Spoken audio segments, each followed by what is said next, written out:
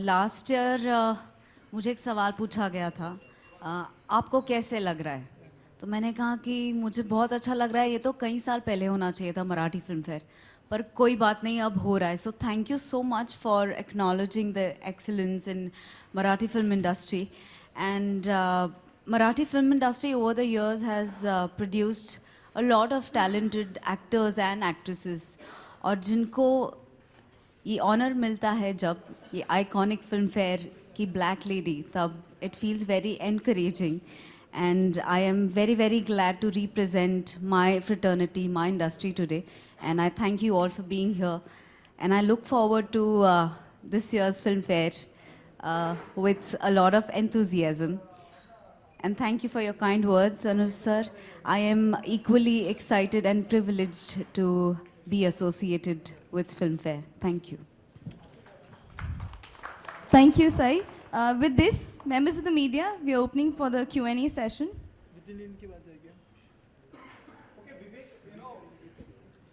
Do you think the Sarat, the very famous film, is the turning point in the Marathi film industry? Though, as Sai said, am I pronouncing properly?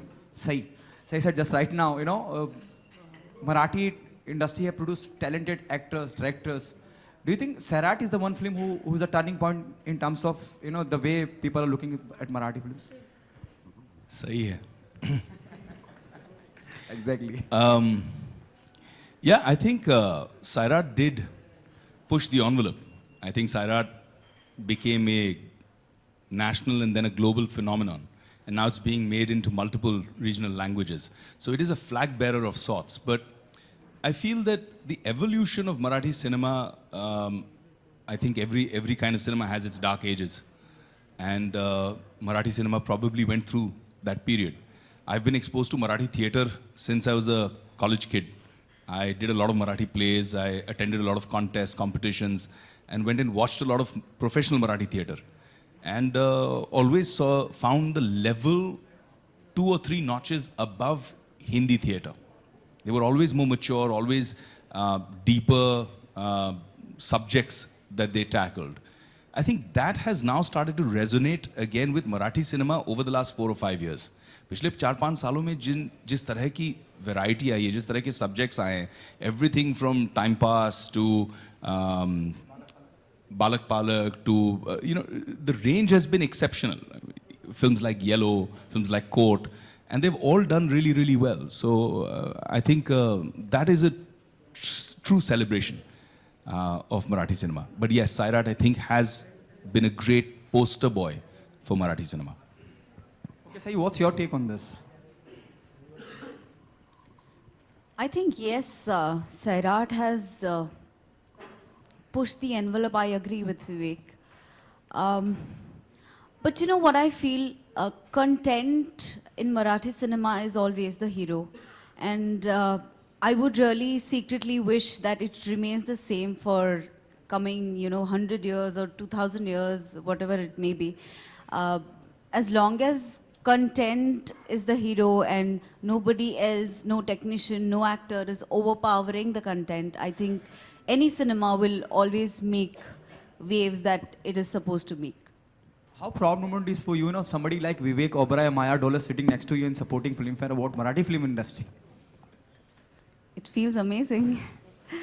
It feels amazing. As shiny as my dress, it feels. Hi, Ariman Raj here for Vivek. Vivek, you've done a tremendous job if you're providing low-cost housing to the individuals of Mumbai or wherever they are from. But what was the actual driving force for you to come up with such a scheme? Because most Bollywood actors, whenever they invest or they start a project, it's always the money aspect which comes into consideration, the profit ratio. So what is the actual drilling factor which made you take this decision, and how did your dad react to your decision?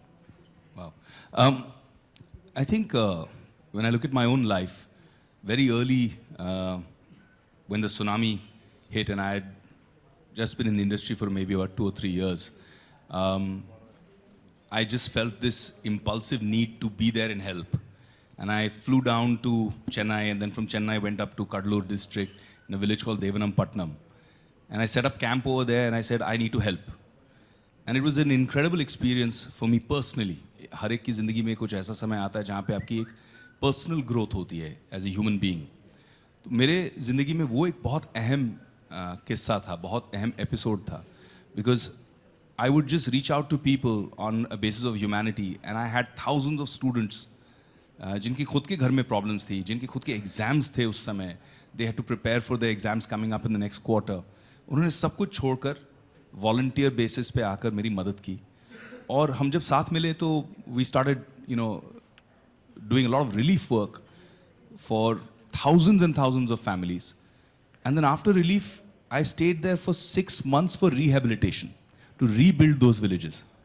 During that period, what I realized is, instead of doing it like a mom and pop shop, I picked up a phone and called up some of the best developers, planners, architects who were doing these huge luxury golf villas in Bangalore. And the response I got was phenomenal. I said, कि देखो मेरे पास पैसे नहीं है देने के लिए, but I want to build quality homes for these people. Every penny that comes should go into these homes. I can't pay, but if you do this as a service, आप जहाँ बोलोगे मैं खड़े रह के आपकी तारीफ करूँगा. I'll endorse you. And they agreed, funnily enough. And that's when I realized that when you plan well, you can build quality homes. The biggest impact of this in my life, an episode that happened, was when I'm now the ambassador for Habitat for Humanity. And I was in Delhi doing a housing conference. And suddenly, somebody put a hand up, stood up in the crowd quite emotionally and said, Vivek Anna. Now I was in Delhi. Vivek Anna is really not a Delhi word. So I couldn't put the two together. And he says, I want to say something. And he was quite emotional. The organizers were trying to stop him. He came up to the stage. He gave me a hug. He had tears in his eyes. He says, I'm from Kadalur.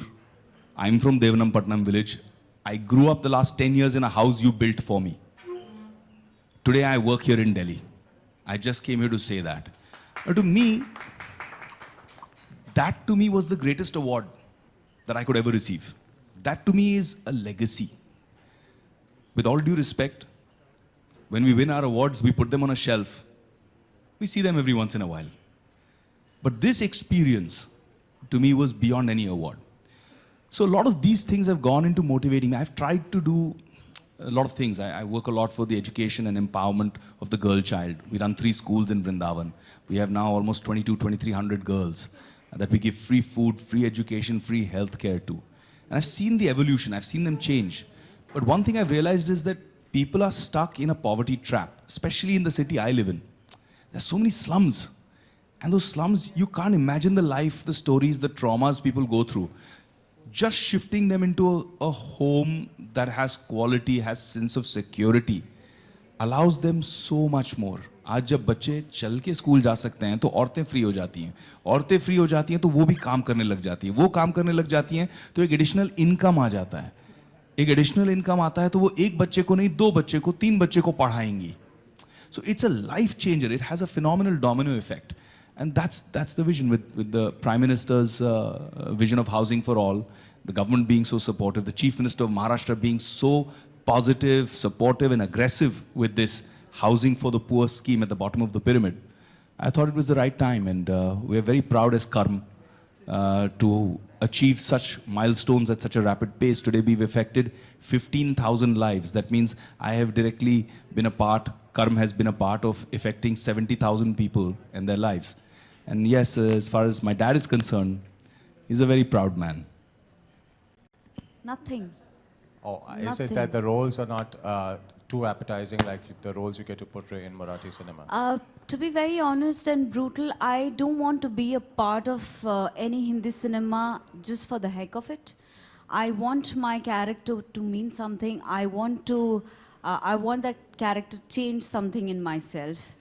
And of course, nothing is stopping me. If I'm offered a interesting character, I am very much open doing it. Okay, thank you. हाय विवेक, राकेश आपका initiative बहुत ही अच्छा लगा हमें. Thank you, Rakesh. इसके अलावा हमारे देश में और एक इशू चल रहा है जो 500 और 1000 के नोट बैन कर जो मोदी जी ने जो डिसीजन लिया है. आप मोदी जी से काफ़ी क्लोज है, तो उस बारे में आपका क्या ओपिनियन है?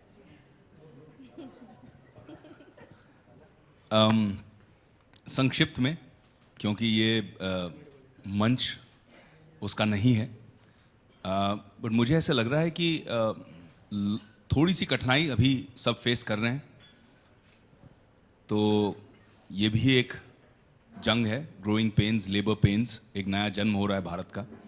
मुझे लग रहा है कि ये जो पैसे अब बैंक्स में डिपॉजिट हो रहे हैं, इससे बहुत फ़ायदा होने वाला है। खासकर जो मैं अपने क्लाइंट्स के बारे में सोचता हूँ, जो गरीब तबके के लोग हैं, उनको लोन्स और इजीली मिल जाएंगे। ऑलरेडी बैंक्स की आज न्यूज़पेपर में मैंने पढ़ा कि 1 या 1.5% इंटरेस्ट रेट्स ड्रॉप होने वाले हैं। इससे व्यवहार बढ़ेगा, धंधा बढ़ेगा तो लोगों को जॉब्स और मिलेंगे। तो आई थिंक इसका जो टोटल इफेक्ट आएगा वो हमको थोड़े समय में दिखेगा। लेकिन हिंदुस्तान अब थोड़ा सा इंस्टेंट नूडल का देश बन गया है। हमको सब कुछ अभी चाहिए, 2 मिनट में रिजल्ट चाहिए। तो वो 2 मिनट की रिजल्ट शायद इतने बड़े काम की नहीं हो पाएगी। मुझे लगता है कि उन्होंने एक बहुत बड़ा गैम्बल लिया है।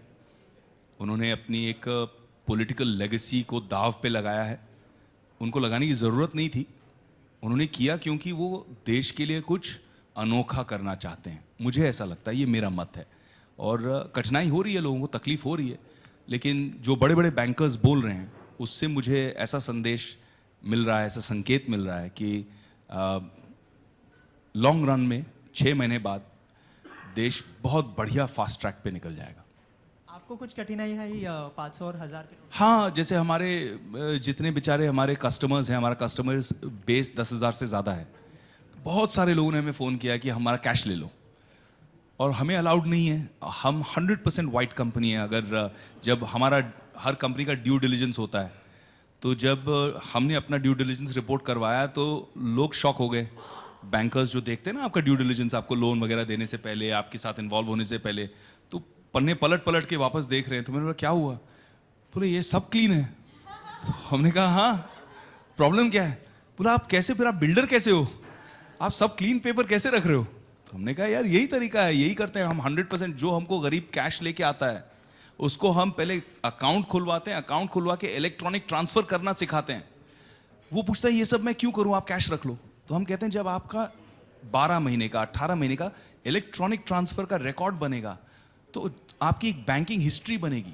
अगली बार कोई आपको डॉक्यूमेंट मांगा, बाइक लेने के लिए, बेटी की शादी कराने के लिए, आपको लोन चाहिए, पर्सनल लोन चाहिए, आप छाती ठोक के डॉक्यूमेंट रखो कि देखिए ये मेरा बैंकिंग रिकॉर्ड है। तो हम लोगों को भी एजुकेट करके फाइनेंशियल इंक्लूजन का भी काम कर रहे हैं कि we are bringing people into the financial system. So it's a very holistic social exercise. So yeah, this is Ravi Nair here from INT. In the last few years, and more specifically in the last 4 years, in regards to the Marathi film industry and the Marathi films, you've seen more specifically in Mumbai, in the city of Mumbai, where we see a lot of non-Marathi speaking and non-Maharashtrians enjoying the Marathi films, whereas the same has not been the case when it comes to the Marathi viewer and the Marathi film watcher. Going to the films and watching it. So there's a reduction there when it comes to Marathi viewer watching it, and an increase in the non-Marathi speaking people watching it. I would like you and Sai to comment on that. I think subtitles play a huge part in this. It's been very recently Marathi films, they have started being subtitled. So subtitles play a huge role. And I think audience, they are constantly looking for something new, something fresh. हम भी अगर घर की दाल चावल रोटी खा के थक जाते तो एक दिन हम ऐसे सोचते हैं कि चलो आज चाइनीज़ घर पे ही बना लेते हैं या कुछ बाहर से मंगाते हैं। सो ये केस हो सकती है। टेक्निकली स्पीकिंग रिडक्शन है नहीं है, I honestly do not know about it, but we are very glad that subtitles are helping non-Maharashtrians, non-Marathi people to come to the theatre and watch films. And Marathi audience also, I think, ऐसा नहीं है कि मराठी लोग ही अपनी film नहीं देखने जाते। Of course उन्हें थोड़ा पुश करना पड़ता है, हर किसी को, इंसान को पुश, हर इंसान को पुश की ज़रूरत होती है, ऐसा मुझे लगता है। But I think every industry, चाहे वो बॉलीवुड हो या मराठी हो, लोग फिल्में तो देखते हैं। मतलब फिल्में हमारी जीवन का अविभाज्य घटक है, ऐसा मुझे लगता है। सो रिडक्शन के बारे में तो पता नहीं, पर subtitles is playing a huge role in involving non-Marathi audience? Hi, Sai, Prerna here. I would like Vivek to comment on that. I agree with what Sai just said. And मुझे ऐसा लगता है कि जिस तरह के economics, I mean, the man with the money is to my left, Mr. Podar. So he would be able to comment more on the economics of it. But जहाँ तक हम पढ़ते हैं, मुझे ऐसा लगता है कि मराठी सिनेमा की इकोनॉमिक्स ग्रो हो रही है. अब वो दो चीज़ों से ग्रो हो सकती है असेसमेंट अगर करें तो. एक कि जो लोग नॉन मराठी स्पीकिंग हैं वो भी मराठी सिनेमा देखने लग गए हैं, एंजॉय करने लग गए हैं, इतना अच्छी कहानियाँ सराहने लग गए हैं. और उसके अलावा मुझे लगता है कि जो मराठी फिल्में देखने वाली बेस ऑडियंस है, 12.5 करोड़ लोग आज महाराष्ट्र में रहते हैं, उनमें से बहुत सारे लोग थिएट्रिकल एक्सपीरियंस एंजॉय करने के लिए थिएटर्स में जाके फिल्में देख रहे हैं.